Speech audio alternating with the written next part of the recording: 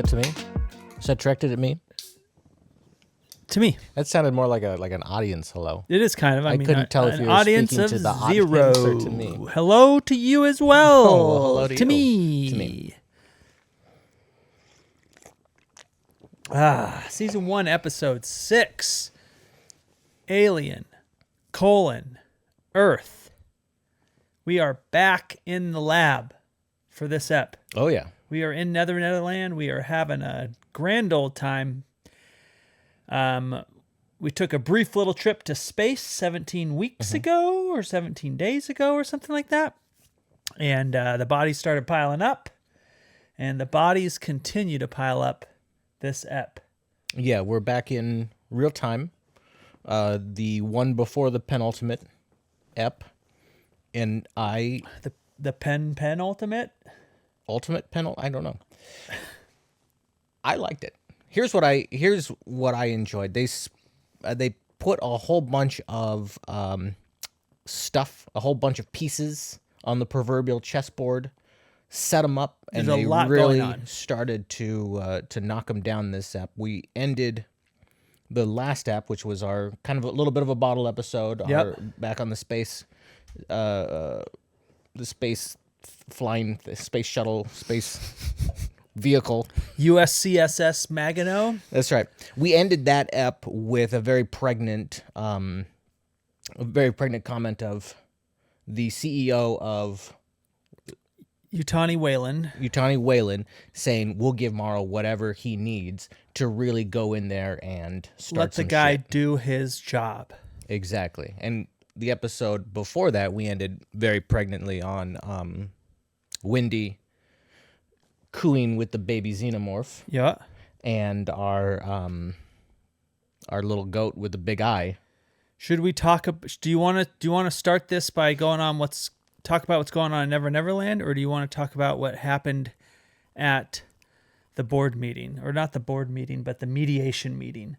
I know that's kind of mid-episode, but should we just start there? Because this is kind of going on while all the rest is happening, but it's not like it matters that they're happening at the same time, except for the fact that Kirsch isn't at the lab. That's the only piece that matters about that part was really apart from what was put in place over the previous episodes, which is to say the pieces for some fantastic horror and action set pieces. And they didn't cash all their checks last ep, so I'm expecting a very exciting ep in episode 7 as well. Let's go to the mediation Yeah, table. I think that's the best one because there's a lot that happened there, but it wasn't like the action scene by any means. So we've got our 5 corporations, of which Prodigy and Wayland Yutani are the 2 members here meeting with a board mediator or a corporation mediator. They sit on a great, awesome, giant table. Boy Cavalier shows up doing Boy Cavalier things, throwing his bare feet up onto the table. He seems very chill and relaxed. Wayland Yutani seems very, "You're a child at my table." He obviously doesn't fall for that kind of trap.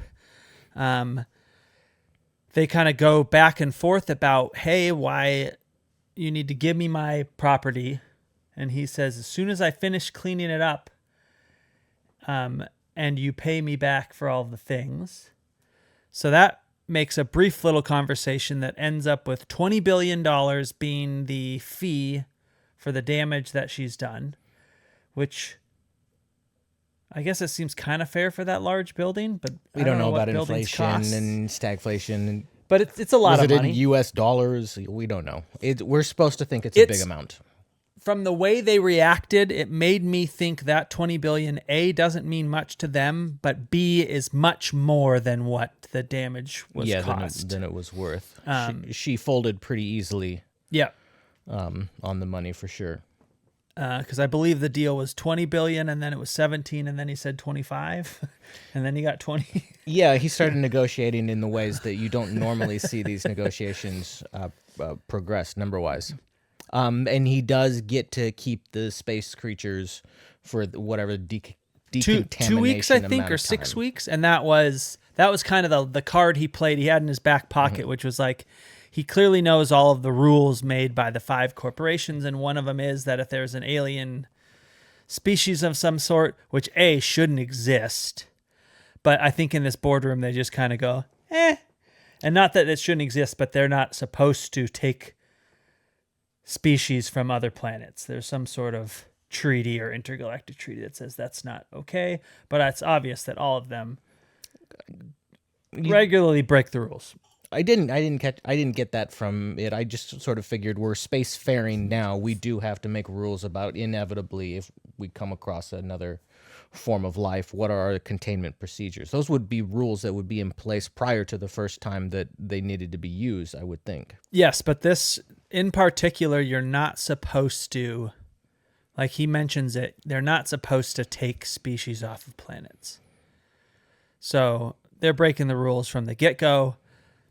Neither one of them really care about that point. Oh yeah, that's and obviously I don't think the 5 corporations do either. I think that's more of the like, hey, we're a big corporation, we don't pollute, we follow the rules kind of PR line than a rule that we will sue each other over. But yes, at the end there, once he gets his $20 billion negotiated, she thinks she's won because she's going to get her things back for this $20 billion. And he goes, I will obviously, of course, bring them to you after the 6-week period that is required by the laws. And then I think he says thoughts and prayers to her as he, yeah. Or thank you for your thoughts and prayers. That's what it is. Thank you for your thoughts and prayers as he walks on by. Quite a little dig. She's very upset. The mediator seems happy with what's happened, and she absolutely hates him. And then we get a wonderful scene between Kirsch and Morrow in the elevator where they clearly both hate each other. But what I love about it is they're both talking to the other as if they are an outdated piece of equipment. And I think they're kind of both outdated piece of equipment. They're both, in a way, men operating in an older style, I think, if that makes sense. And, yeah, maybe some of this has to do with the baggage that we bring with the elephant, but it did have that like Western, middle of the movie, high noon, I'll see you down the line type of energy. So the content of the frank exchange of ideas that they were having matched well with our concepts of him as an actor and old Western and movies. we of course know on the side that Morrow is setting up for an all-out attack on Never Never Land, or some sort of assault on an impenetrable fortress. And Kirsch, I think, kind of knows this.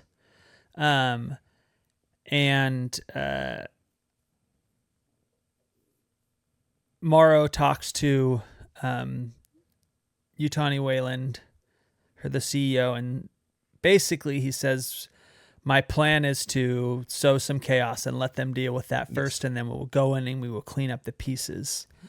So then we can cut back to the lab where all the fun stuff is happening. And really, I think the episode kind of starts with Nibs asleep, and they're kind of inspecting. They're doing a full scan. They're checking her head. Do you still think it's possible there's an alien in her? Yeah, I think there's something going on there for sure. They shut her down, power her down. Our guy with low sperm count does not agree with the procedures they're going to enact, so he does get fired. Not Boy Cavalier, but the CEO, right? Comes in and says, you need to erase her memory back 6 weeks before any of the events happened with the ship crashing. And I immediately thought this was a bad idea because they clearly let the kids kind of run wild, and they didn't wrap any of the kids up in this plan to erase her memory, which seems pretty short-sighted to me. We were talking last ep about how incompetent the space crew was. Yes. And this ep, it kind of struck me again how incompetent the lab crew is. Just there doesn't seem to be anyone zipping around. There doesn't seem to be any checks and balances and security protocols and alarms when somebody steps into the cages, just as a random example. No one watching the security cams. And last week I said something to the effect of these guys are giving up 65 years. Yeah, they can't be the best of the best. We're not getting our best and brightest on the space shuttle. But you'd think out here in Never Never Land, Would this is think supposed to be Boyd the best of Cavalier best. would be able to get some smarty pants and some good controls. And I don't have an explanation for why that's not the case. Now, it's clear that Mr. Blanks, Shooting Blanks, does not, is I think, supposed to be the best of the best. He clearly developed the technology that they work with, and he understands them the best. His wife, I think, understands them enough, but more than I think he thinks she does. But I think he's the like head scientist behind the science that is building them and making them function and what's going on there. So he seems to be the one always there with that. It does seem like the lab goes from nobody to a lot of people all at once. Like sometimes, like that whole security squad comes in when they're like, we need Nibs to be escorted out of here, and all of a sudden like 5 dudes show up. But then it's like, when Shmi, aka Isaac, is in the lab, no one's there, and I'm not bothered by that because clearly like people are supposed to stay away from the lab, and clearly it's kind of a skeleton crew running things, and I think a lot of that is that people don't observe the bad shit that's going on there. But it definitely seems like someone should be watching the footage of what's going on in the lab. And I think I kind of said the same thing when we were talking about why is Mother or anything on the ship not monitoring the outgoing and ingoing messages of every crew on the member. It's not like they have a moral obligation to these crew members to be like, we need to treat them well. We will respect their privacy. So it's kind of a similar thing there. I'm not bothered by it all that much. It's obviously it's just kind of a small plot hole in the sense that like I bumped on it more this app than I did last app. For sure. It's easier to write it off when it's the people on a ship. Yeah. Especially when it's the small crew number on the ship. It's a little bit harder to write it off when Boy Cavalier is supposed to be this like the fastest trillionaire ever, and he's smarter than everyone else. But he seems, and maybe some of that's just the like common sci-fi theme, right, where you're hoisted by your own petard, if you will. Yeah, and I mean maybe it's a comment about our. I think he's overly confident. Maybe it's a comment on our current tech overlords who I think are absolutely not as smart as they think they are, and we have been led to believe they are. I think there's a little bit of that commentary on it. But would it have killed them to have a couple of guys in the back just with beakers? Yeah. Just a couple of extras with a couple of beakers in hand, just staring at them with a little, like a confused look on their face. He's definitely a little reckless, I think, and that's a piece of who he is, right? Which our two scientists, to go back just a little bit, kind of talk about when they're told to erase her memory from Daddy Warbucks. Mr. No Bullets in the penis refuses and says, "You can't do this without me. I'll quit." And the guy's like, "Okay, that's fine."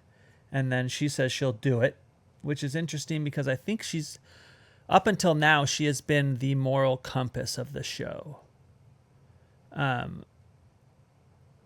I do think it's interesting that everyone other than those two, everyone seems to underestimate the kids. Like, Hirsch doesn't underestimate the kids, but he just seems to think they're not human. And then the other two think, the two scientists, the married scientists, think they're very human, and so they expect all their reactions to be human, and they expect to deal with all the problems like you would with a human. And then you've got everyone running the company who just thinks that they're computers that they can like program and turn off and on, which in some ways they can.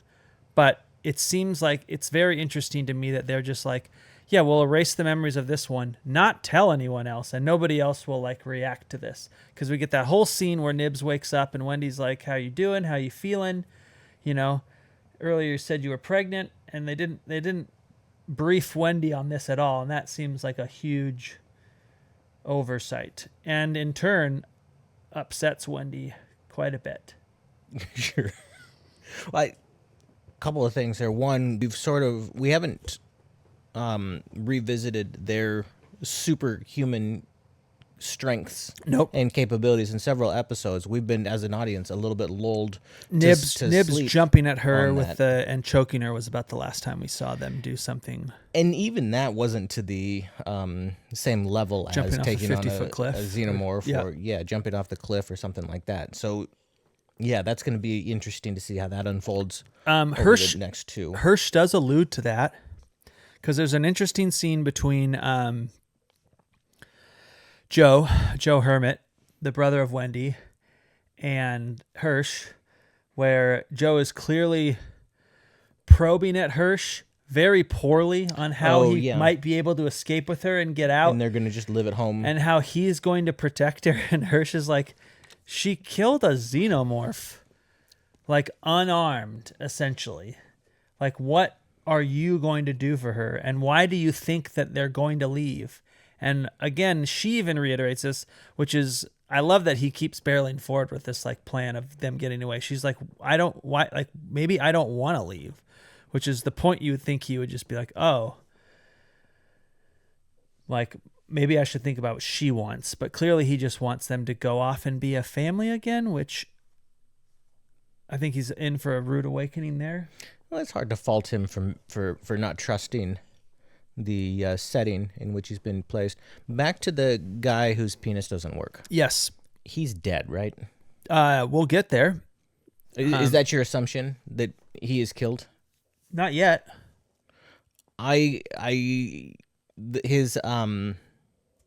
His firing notice seemed very coded. Seemed like he was not going to make it off the island. Yeah. And so when we're talking about her being the moral compass up until now, and maybe she does this little bit of a heel turn, I kind of assumed that failure to comply with this rule did mean that they were going to die. And she knew that. I could see that. I think it's more likely your life is over, in the sense that, like, they're like, you have like an hour to get off the island. And again, we see a scene with him where no one's watching him. Like, even the crappiest company will like kind of escort you out of the building, especially under like that kind of a firing scenario. They're like, we're going to keep an eye on you. And they are watching him on the security cameras. They kind of show that, but they let him mess around with the shit. At that point, I'd be like, no, you're not allowed to touch any of the equipment. You go gather your personal stuff and you leave, not the computer controls of everything. But I think that in that way, he would never be able to get a job anywhere else again. And I think he would be like constantly hounded and followed by them. But I could also see a world in which he just the boat sinks. Yeah, I don't think he gets on the boat. I think that's very possible. I think his wife knew that, and maybe he knew that and just reacted spontaneously. Maybe he didn't know that. Maybe she's the more practical of the two. But that was my read. It was more of a self-preservation than, I think a heel turn. I think she's doing it the way a mother would push the husband in front of a bus to save her kids.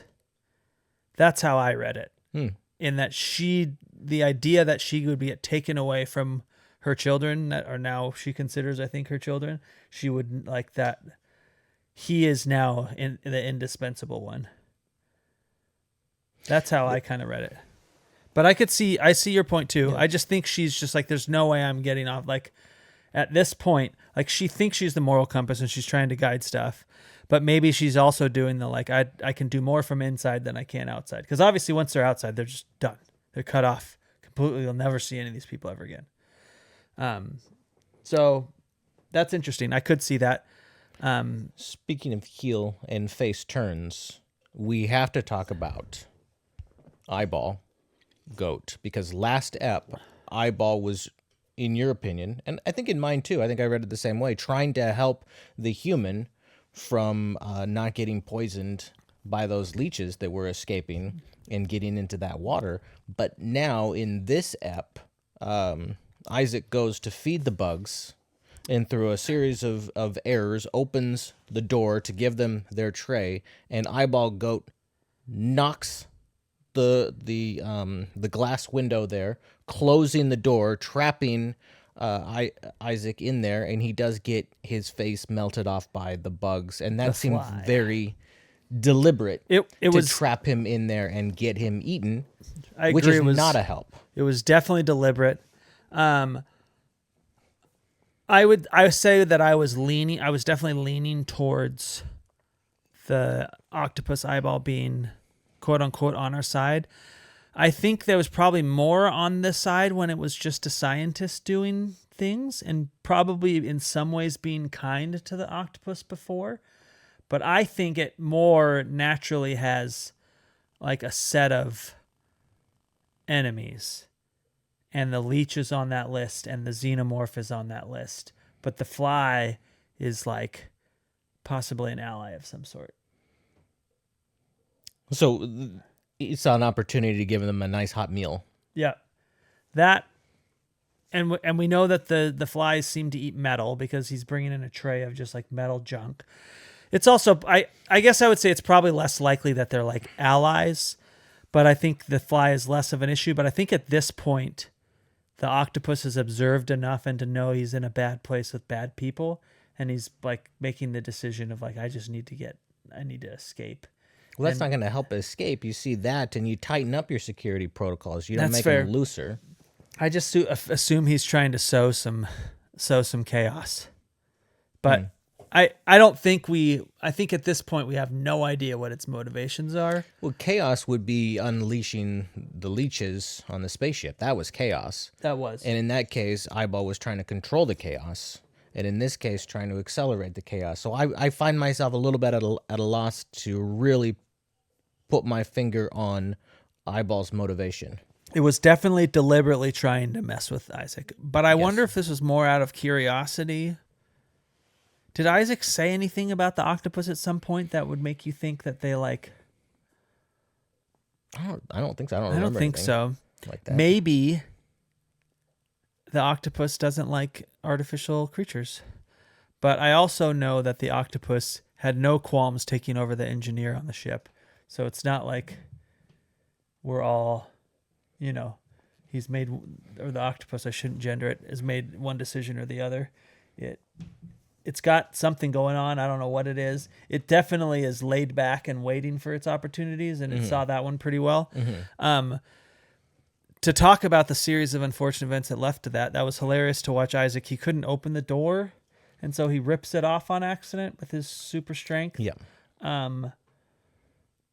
Doesn't call out for anybody and say, hey. Is the technology so bad that like the door was broken and jammed?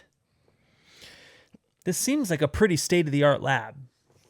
But yet no controls to get out or alert or... Also, if something breaks on a high-end thing, wouldn't there be an alarm? Have set off something that's like, oh, we've got a problem. Problem in quadrant 3. Or even when he opens the door himself, some alarm should like go off where they're like, hey, a creature's door just got opened. At least make sure what's happening is okay. Yeah. Somebody but nothing. Come and check this out. So yeah, Isaac goes in, he's trying to set the tray down. And we do have to remember that this is a child. Yep. And we get caught up in looking at the actors' faces and assuming they are that age, but really we do still have a 10-year-old brain there, and 10-year-olds are getting smarter all the time, but fundamentally morons. It is interesting, and like I wonder where that development ends, because they definitely act 10 and they're impulsive like a 10-year-old would be, but they're supposed to have this super intelligent brain, right? So you'd think that they would have the ability to like work out why the door's not working or repair the door. But it's clear that their reasoning it doesn't come with of a child. It does not come with like, oh, the smart thing to do here would be to get help. Some sort of lived experience that could inform your decisions. All of that is and the first of those decisions is the beginning when he doesn't take what's her face with him. Yes. The other. Yeah. Yeah. Hirsch basically says, "Hey, you should." She does volunteer to come with and offer some help. And this is, I think, him trying.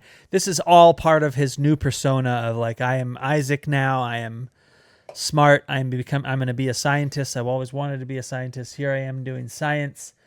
And Hirsch is, Daddy's away, and he trusts me to go feed the creatures.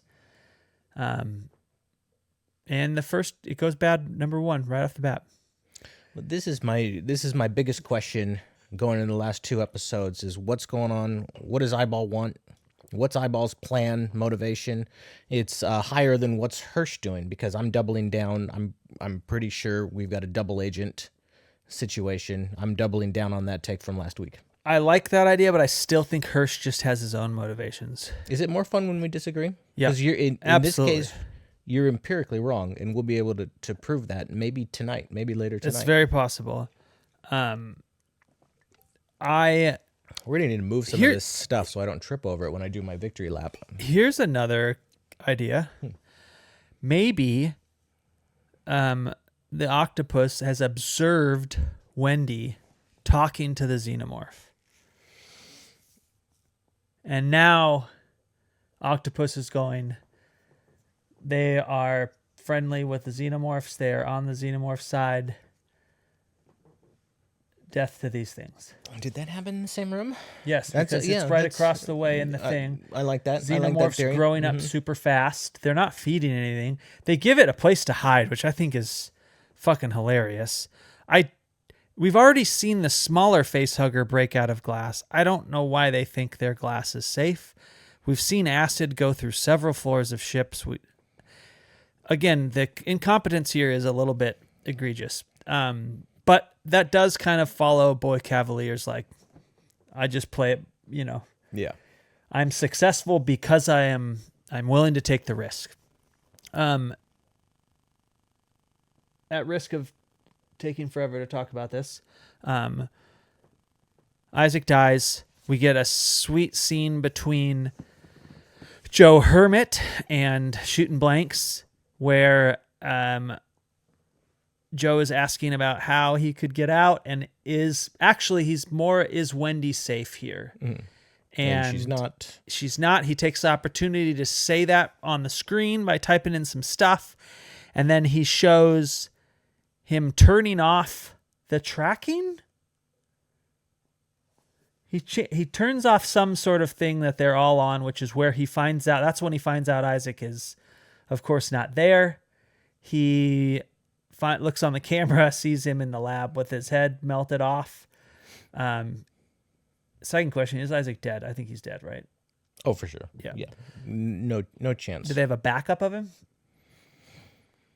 Maybe, and he gets put into a different the body. morality there? They could do that probably. I don't think it matters. I don't like. I think dead is good. Dead is better. I don't like movies and TV shows doing that because it dramatically lowers the stakes. I think the first time that you do that and then you walk that death back, I just lose a lot of my involvement in a show like that because you're taken out of every single death scene from there on out. So I hope they don't do that. Joe goes on a little walkabout out in the jungle with his old security buddies who also have a job now at Never Never Land.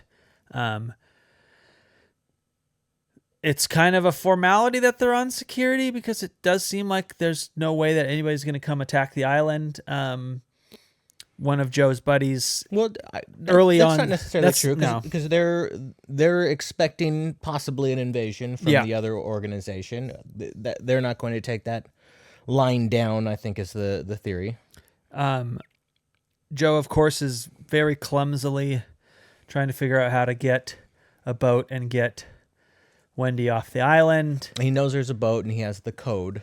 Now he does because from our Blanks gives it to him. But I do love that scene when he's talking to his friends because one of them goes, quit asking these questions. Like, I know what you're trying to do. Don't mess this up for us. This is a sweet, soft gig where we just have to walk around on an island.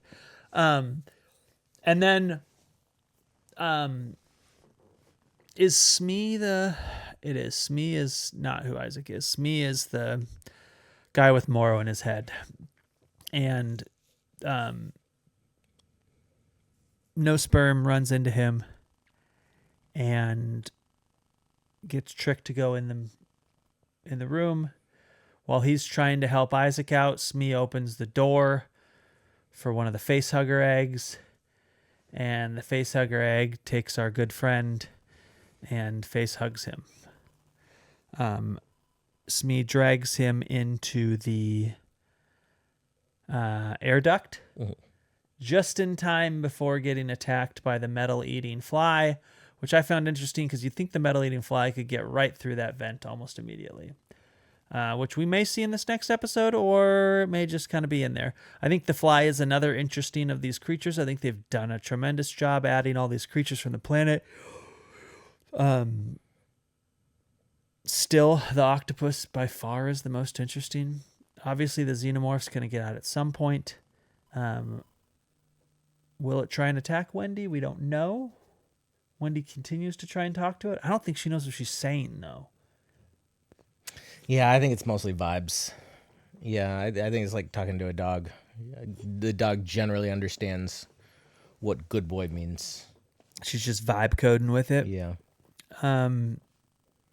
I think that's kind of it for the episode. They kind of set us up for... Do you think we're even going to see Morrow this episode? I think we're going to see him, not going to see him until the finale. Because we're about to get a whole bunch of chaos, I think, once the new xenomorph breaks out.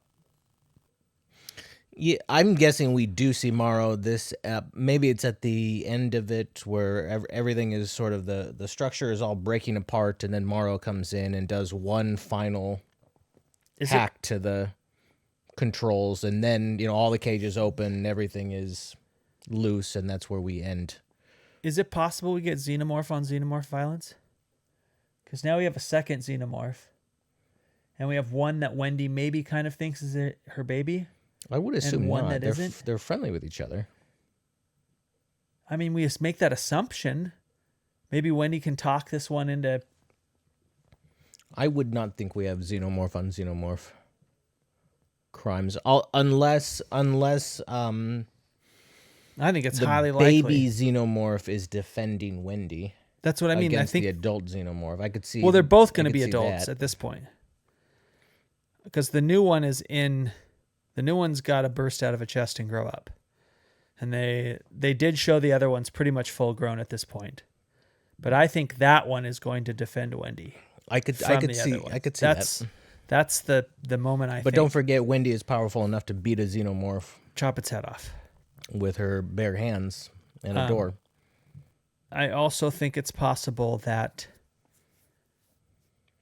baby xenomorph, Wendy's baby xenomorph, defends her from Morrow.